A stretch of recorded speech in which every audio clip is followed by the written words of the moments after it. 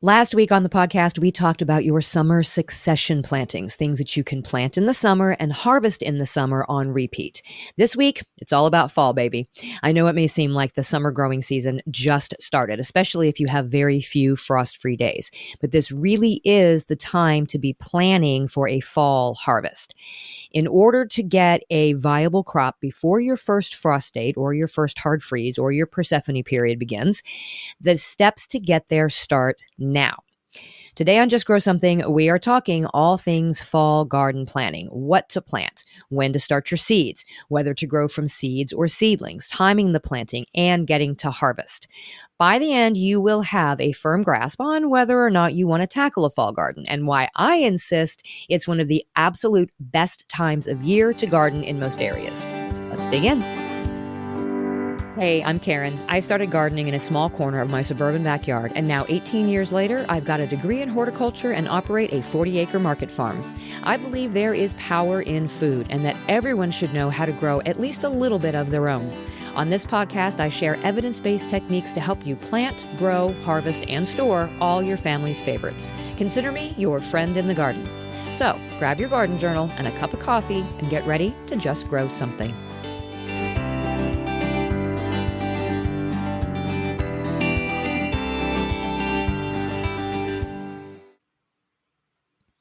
So fall seed starting is moving fast and furious here right now, getting all of the brassicas started and ready for planting, hopefully to get a good 4 weeks of growth on them before they go out into the ground.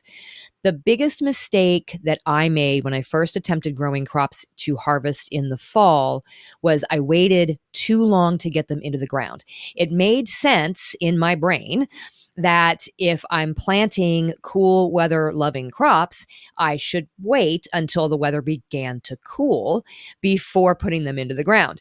The problem with this is, in my area anyway, that did not allow enough time for them to get to maturity before we had our first frost.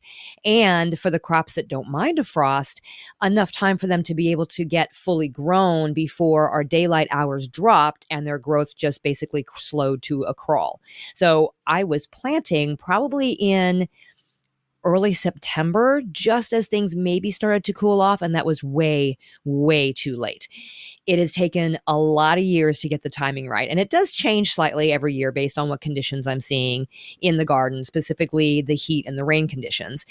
I generally need to plant at the very end of July or beginning of August, but a week one way or the other seems to be okay if the temperatures are just too darn hot or the soil is too dry for those seedlings to transplant well. So I give myself just a little bit of leeway. I think these conditions make it even more important for us to have a garden plan and a journal to keep track of how this goes every season. By planning out what we're going to plant and an approximate date when that is supposed to happen, then we know when we're supposed to start our seeds for our seedlings. And then by tracking what happens when we plant and when the harvest subsequently comes or doesn't happen, then we know whether or not we should be adjusting that schedule the next season to get a better yield. Oh, wait, speaking of garden planners and journals, okay, I've talked before about what I include in mine, and I have kind of struggled the past couple of years because I wanted to design something for other people to be able to use, like for you guys to be able to get out of my shop that would match what I do in my own binder. I'm just not a designer, though, at least not in that aspect. And so what I put together for myself, I was having a hard time sort of translating into something that was sort of standardized. Well, Laura over at the Girly Homesteader messaged me and she asked me if I would like a copy of the planner that she designed because she thought it sounded very similar to what I have put together for myself. And she asked if I would give her some feedback. So I agreed, and I've been playing around with her version for the past few weeks, and I've been really pleasantly surprised. She really does include all of the things that I put into my binder. So the garden layout and the seed inventory and the planting and the harvest dates and records of the harvest, breakdowns according to like the month and the season. And she also included some stuff that I never would have. So things like reflections on the season and the year.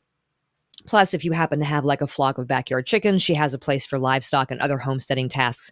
The cool thing, though, is it's completely customizable, which was something that I sort of struggled with putting together for other people to use, because I know what I use, but I know not everybody will use all of the same features. And then there might be some features that, they would want to include that I don't include.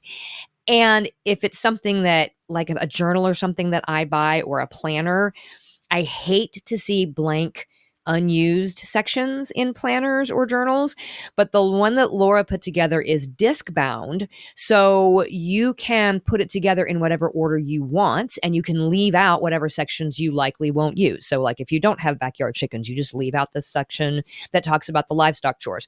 It is so smart. Plus, the design is really, really cute. I mean, the girly homesteader, it goes right along with her brand. It's very detailed. It's very cute. It's very pretty. So I gave Laura my feedback, and she offered me a discount code to pass on to you if you wanted to order one for yourself. It's an undated planner, so you can totally use this to plan your fall garden now, and then use it over the winter to plan next season's garden too. So you can go to thegirlyhomesteader.com, and you can just click the link at the top for the homestead and garden planner. And then you can use code JUSTGROW, all one word, for 10% off your planner if this is something that you think you will use, which I absolutely think you will use. I am using mine. It's sitting right here on my desk, and I'm staring at it right now, and I'm actually using it for my fall plan. Okay, so first let's talk about some of the reasons why a fall garden is a good idea. I mean, why, after slogging through the hot summer months, would we want to mess with more planting and tending in the garden?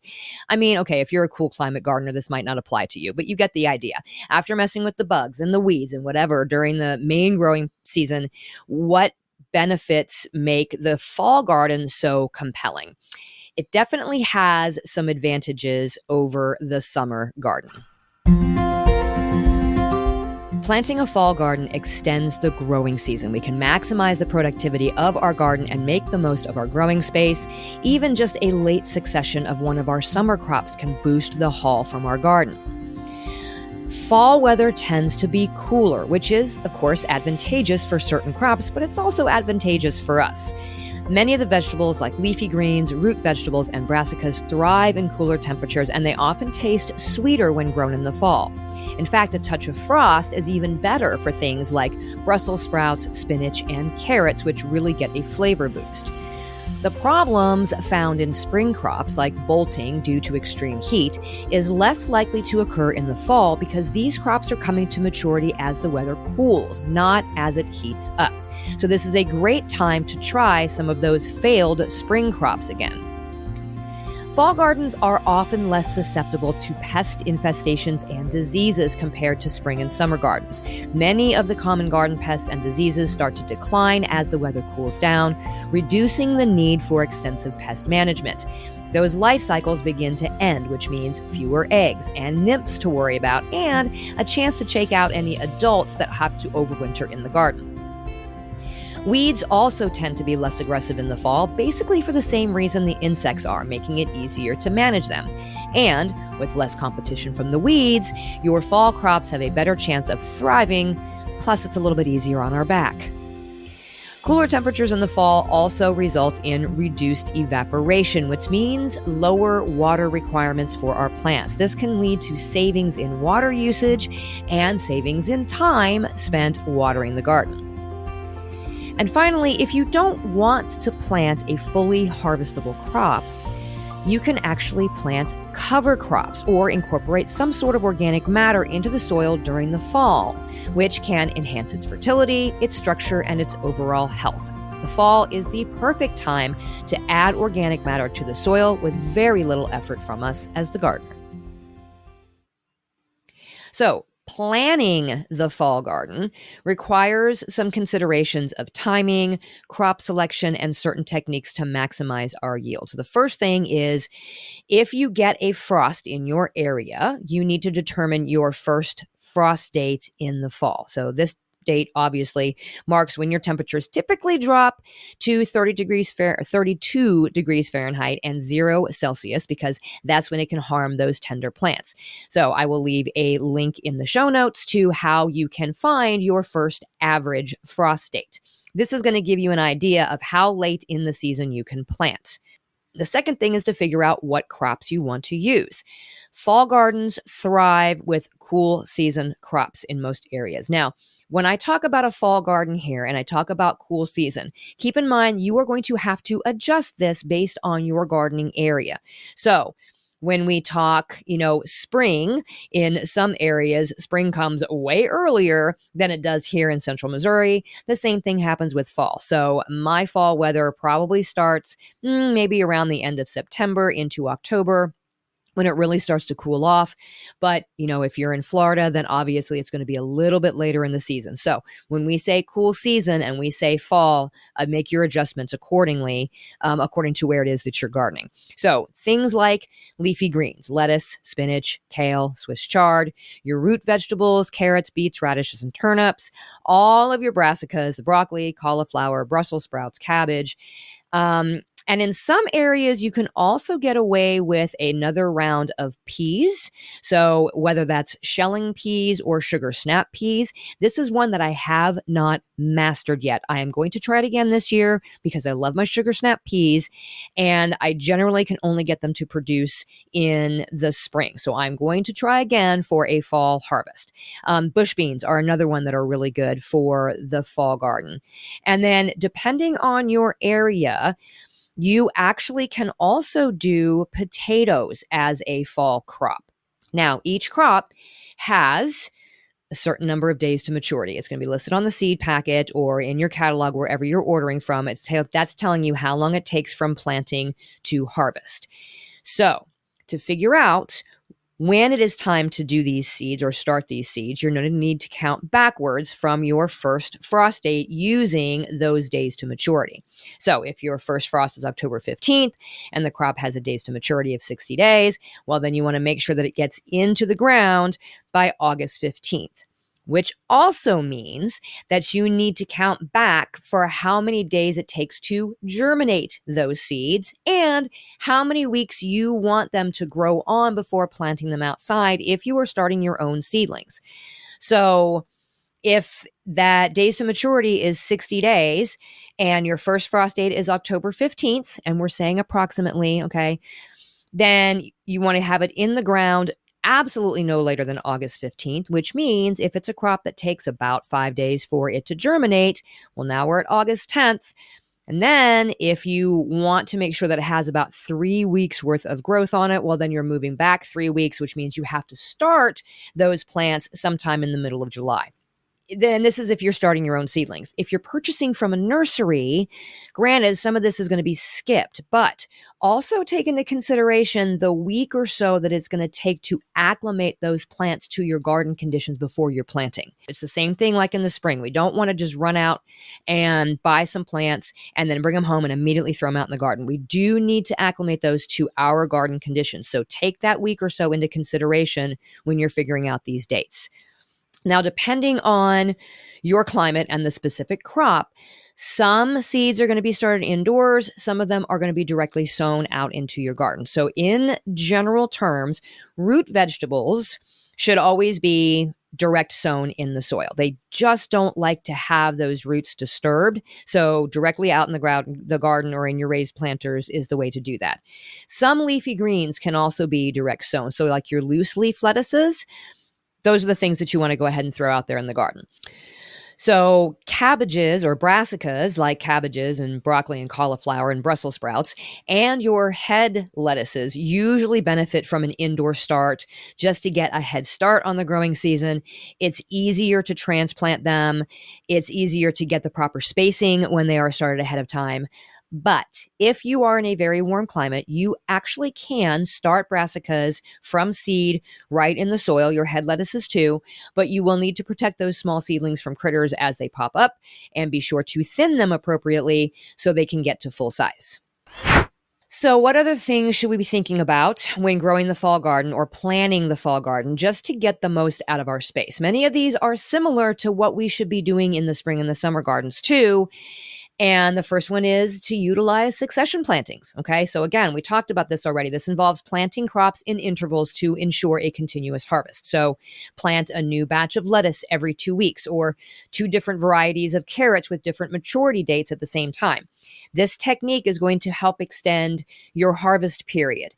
It's just important at this point to be very aware of frost dates and waning daylight hours, because as the daylight hours decrease, the plant growth will slow. So even though these plants may sprout very quickly and they may grow very quickly when they're first planted because the soil is going to be very, very warm, as the season progresses, that rate is going to slow.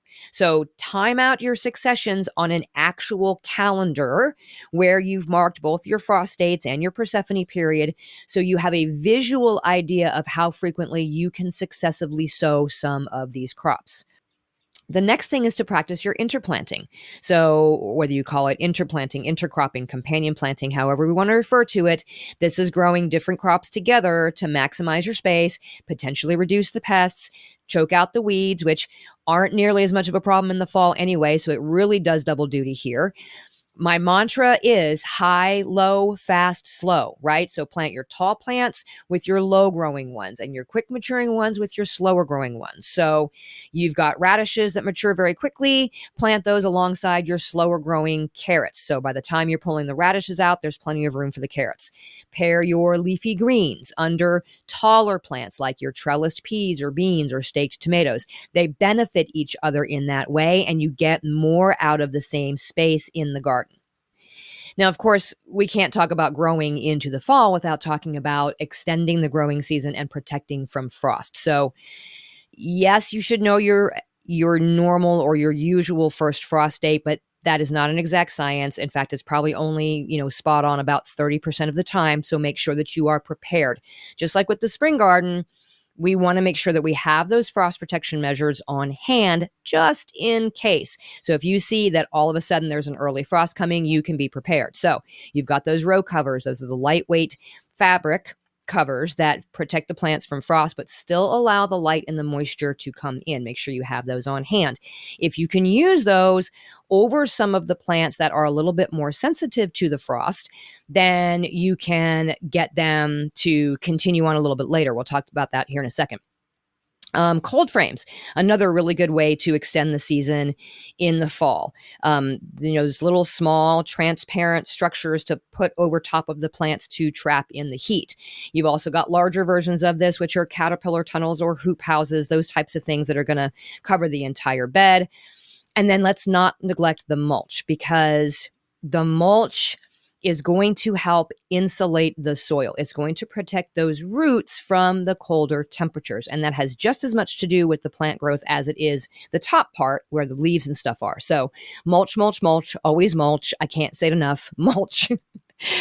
And then just finally, as you're going through, make sure that you are kind of paying attention to the weather forecast and the garden conditions. Make sure that you are ready to cover those plants if you get an unexpected cold snap. Here in West Central Missouri, it never fails. Sometime during, the beginning part of October or middle part of October, we will have a cold snap. And we might get down to frosty temperatures. And then for at least 2 weeks, if not longer afterwards, the temperatures warm back up again. And sometimes it warms up to the point where it's almost 80 degrees. So if I have plants that are going strong in the fall garden and I see that first frost is coming in early, I know that I can go out there and I can cover all those plants and just get them through 1 or 2 nights where it gets really cold and uncover them. And I will get at least a full 2 weeks more of growth out of them, which means 2 more weeks of harvest. So be prepared to cover those plants if there's going to be an unexpected cold snap. And you can adjust your planting schedule sort of as needed based on your actual weather patterns. It's good to have a plan, but we also need to know when we need to be flexible in our dates. We also need to be cognizant of which fall crops are really frost sensitive and which ones are more hardy, right? So, like I said, many of the fall crops are going to improve in flavor after you get a light frost because that cold converts starches in those plants to sugars. So if you have never eaten winter carrots, I absolutely encourage you to do a late crop of carrots and leave them in the garden really, really late. They will be the absolutely sweetest carrots you have ever tasted in your life. Okay. So if you've got those row covers on hand, even the sensitive crops like the leaf lettuces can survive a light frost or two with some protection. Head lettuces tend to be more frost tolerant than the leafy ones, but they also take longer to get to maturity. So I will plant the smaller head lettuce varieties just to make sure that I get a harvestable crop before any really hard freezes hit. Brassicas usually do really well with frosts. Kale and other hardy greens like collards also do well. Chard, not so much in my experience. So covers are absolutely recommended, or, just get it all harvested before you see your first frost coming and call it good. This can take a little practice, which, once again, is why a garden journal comes in so darn handy. You can look back on the previous seasons and recognize what it was that you did and how you might be able to tweak that to get a better result this time.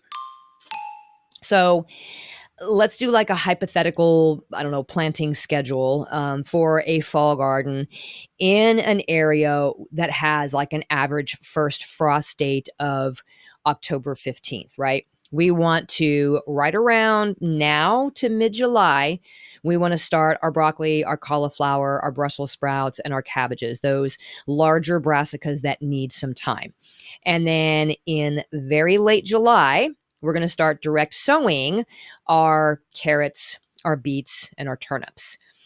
In that last week in July, or maybe the first week in August, then we start transplanting those brassicas that we started. And at the same time, we are direct sowing our radishes and our spinach. Towards the middle of August, second week maybe of August, then we do our direct sowing of lettuce and kale and Swiss chard. If you're going to attempt peas, that might be the time to do it. I haven't decided yet when I'm going to try this. I think in previous years I have done them at the end of July when I've done my carrots and my beets, and it was just too early. It was still too hot. So this might be when I try it this year, probably about the second week in August. And then in early September, you can do another succession planting of your lettuces and your radishes, and then start making sure that you have those row covers on hand as you move into October, or your cold frames to help extend the season and protect your crops from those early frosts.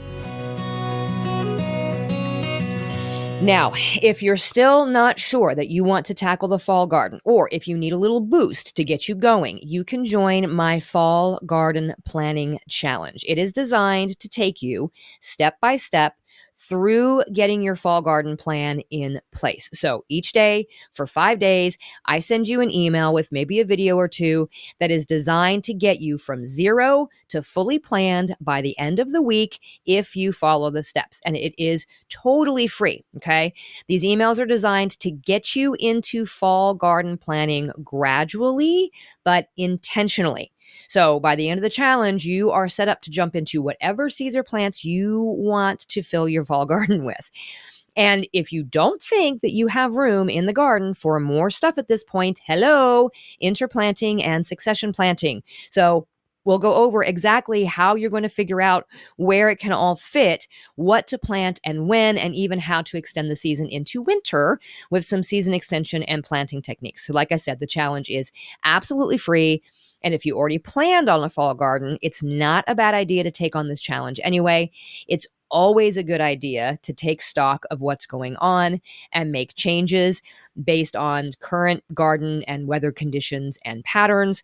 That is what I am doing right now. So I will be doing all of this myself right alongside you, even though I actually did plan the fall garden way back in January.